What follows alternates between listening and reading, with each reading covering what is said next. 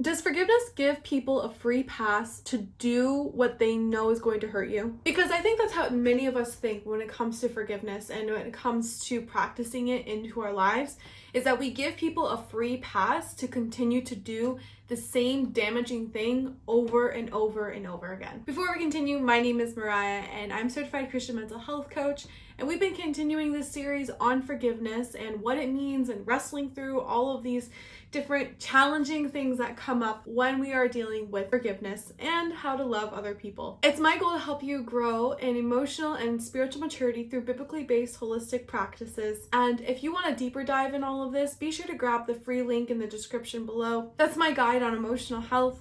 Be sure to check out my socials as well, where we have more conversations like this and more. And don't forget to hit that like, comment, and subscribe button. So one of the issues that I see with forgiveness is there's a difference between forgiveness and justice. And we have all these justice warriors that are coming out, because when you say, oh, you need to forgive, you automatically get the pushback of, well, you don't know what I've been through. Or if I just let them go, then they've won. They can just pray to their daddy God in the sky and they don't need to make anything right because he just forgives them, so we have to forgive them. And it can cause these really complicated emotions that come up in us, because when people do wrong things, our sense of justice is that it needs to be made right. But when we're told to forgive, we're told, well, we're releasing them from the debt. We're told that they don't have to make it right, that they don't have to be confronted with what they've done wrong, which is not entirely true. And that's why I want to get into that today, because I think that for many people, they think that if we say that we're going to forgive someone, then we're choosing to not let them experience consequences.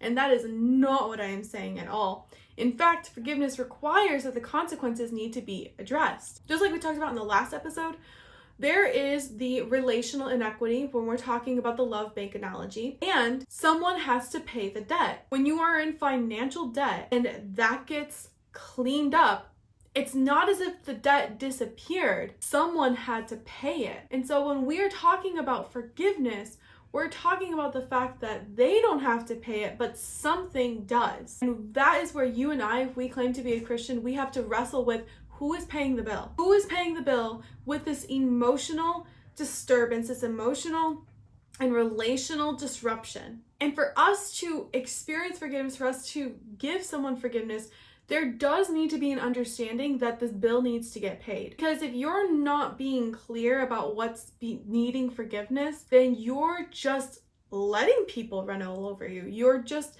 enabling bad behavior because you're not actually addressing what the problem is. Forgiveness isn't sweeping things under a rug. It isn't minimizing the impact. It's not just embracing with open arms just because they said they're sorry, although it could look like that. Forgiveness is releasing them from the debt that they owe you and absorbing the cost. It's choosing not to hold it over them anytime something bad comes up. It's choosing to release them and understanding that we are having to absorb the impact of what they've done. But I think when we talk about forgiveness, we think we have to explain, oh, well, it's not a big deal. It really didn't hurt me that much. Oh, this wasn't that big of a problem. When in reality, it was a huge problem. It's something that deeply wounded you. When we are talking about forgiveness, we're not just minimizing the experience. And I think so many of us have grown up minimizing that experience and playing the silent treatment, or, having the cold shoulder, and then suddenly, okay, everything's all right again. But that's not forgiveness. That's just burying it. And we're not about that over here. We're about finding true freedom, true healing. And in order for you to do that, you have to understand forgiveness does not look like that. How can someone understand their need for forgiveness if they don't understand how deeply their choices have impacted you and have wounded you? And I'm not saying that we need to start showing them our list of everything that they've done wrong. I'm not saying that we need to call up old friends and say, hey, how dare you have hurt me this way? But what I am saying is there needs to be a very clear understanding between the both of you that, yeah, this was not okay. There needs to be clear explanations and specific outlining of what was done wrong. Not because we're trying to hold it over them, not because we're trying to make them feel guilty, not because we're better than they are, but because we want to be on the same page if we want to be able to continue in that relationship if it's a safe and healthy relationship. We all do things that hurt one another and that wound one another. Well, if we just pretend that it didn't really happen or we minimize its impact, then we're neglecting the freedom and the growth that comes with being able to have honest conversations with each other. And forgiveness starts with calling things for what they are. Forgiveness doesn't automatically mean that they have earned our trust again, but forgiveness is choosing to look at the reality. It's not putting on rose-colored glasses. It's not sweeping things. It is just calling it for what it is. We cannot minimize our pain. We cannot sugarcoat it to make ourselves or other people feel better.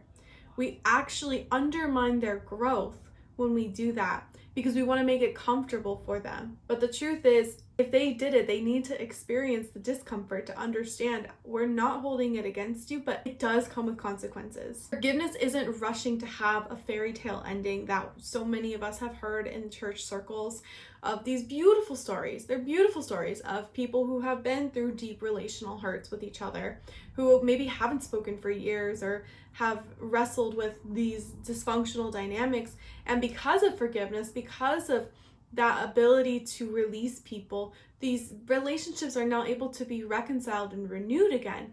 They are beautiful stories that we should hope and cling to. But we can't rush the process. You cannot rush the process of forgiveness, because when you do that, you undermine their growth and you undermine your healing. When I was at the beginning of my no contact journey with my dad, I was really struggling with that expectation that was being put on me, that I needed to just rush this process. I needed to just hurry it up because I'm a Christian, so I have to forgive. Which is true. I do have to forgive. But I have to figure out how to address what I've been dealing with for over 20 something years. Because these things just don't happen overnight. They happen after time, and we have to be able to slowly peel back the layers as needed and address the different hurts that have been buried deep in and they've caused infection. Forgiveness isn't rushing that process. It is taking its time and slowly mending forward. For some people, it is an instant process. It is completely, it's an instant fix. But for others, depending on how deep those wounds go, it can be a long time, and that's okay. Remember, forgiveness is keeping our heart posture open. It's saying, if God has forgiven me, then I want to forgive others. And it's working through that with God and saying, okay, I don't know how to go on from this, or I don't know what to do with this hurt, but I have to address it. I have to call it for what it is. I have to get uncomfortable. And really, forgiveness does cause us to be uncomfortable. So don't rush the process of it, because that is where God does the healing. And I love that God put the book of Lamentations in the Bible, because it's a painful story that has no happy ending. It's the story of the Israelites sinning again and being taken away from their homeland after it feels like so many times. And the end of the story is just filled with sadness. And there's no potential hope. There's no type of reconciliation. There's no full circle moment. It just is. And that's the same thing when we experience forgiveness. Sometimes it just is, and we have to sit with it, process it, ask God to help us work through it, and He will if you let Him, if you stop running away from it. And the truth is, some relationships may never be fully restored on this side of eternity. Mine isn't. I won't have my true healing until I reach eternity, but it doesn't stop us from forgiving, because forgiveness and reconciliation are not the same thing. Forgiveness is trusting in the justice of God and releasing yourself from being the judge, jury, and execution. We make terrible judges, and that's what we do a lot when we're interacting with people. We think we know the whole story, even though we've been hurt and we have the things that we've experienced. We don't know the full story. We only know our part. And even if we know the other person's part, we don't know everything. Only God is the one that knows everything. And only He is the true judge. And we have to trust that He is good and true and kind, and that He loves so deeply, and He hates seeing His children be hurt. When we can have that perspective of God, it can encourage us, it can empower us to truly lean into what forgiveness means. Because ultimately, we are trusting that He is good and that He is for our good. So while it's hard to recognize and deal with the reality of forgiveness, to deal with the reality of the hurt that you are experiencing, I pray that you'll be able to see just how good God is and how much He has your very best interest in mind. Thank you so much for joining me. Please be sure to leave a comment below. Let me know what you are wrestling with, what you want to learn. I know this is murky at times, but my hope and prayer is that you'll be able to find freedom for yourself when you are dealing with forgiveness. I'll talk to you next time.